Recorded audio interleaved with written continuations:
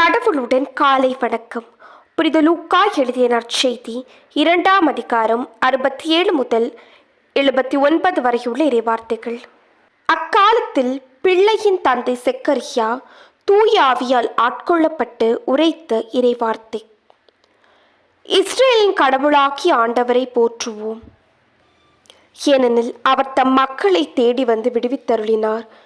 தம் தூய இரவாக்கினர் வாயினால் தொடக்க முதல் அவர் மொழிப்படியே அவர் தம் ஊழியராகிய தாவீதின் குடும்பத்தில் வல்லமை உடைய மீட்பர் ஒருவர் நமக்காக தோன்ற செய்தார். நம் பகைவரிடமிருந்து நம்மை வெறுப்போர் அனைவரின் பிடியிலிருந்தும் நம்மை மீட்டார். அவர் நம் மூதாதையருக்கு இரக்கம் காட்டி தமது தூய உடன்படிக்கையையும் நம் தந்தையாகிய ஆபிரகாமுக்கு அவரிட்ட ஆணையையும் நிறைவேற்ற நினைவு கூர்ந்தார்.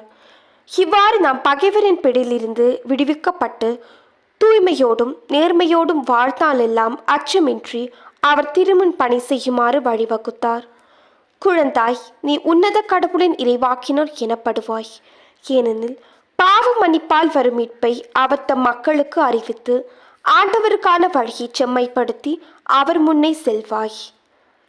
இருளிலும் இறப்பின் பிடியிலும் இருப்போருக்கு ஒளி தரவும் நம்முடைய கால்களை அமைதி வழியில் நடக்கச் செய்யும் நம் கடவுளின் பரி உள்ளத்தாலும் இரக்கத்தாலும் விண்ணிலிருந்து விடியல் நம்மை தேடி வருகிறது. இது கிறிஸ்துவின் நற்செய்தி. இந்த நாள் இனிய நாளாக அமைய வாழ்த்துக்கள். பல பல பல புதுமைகள், பெருமைகள், இனிமைகள் இறங்கிய நல்ல நாள், ஒரு நல்ல நாள், நம் தேவன் தந்த நாள். இது நல்ல நாள், ஒரு நல்ல நாள், நம் தேவன் தந்த நாள்.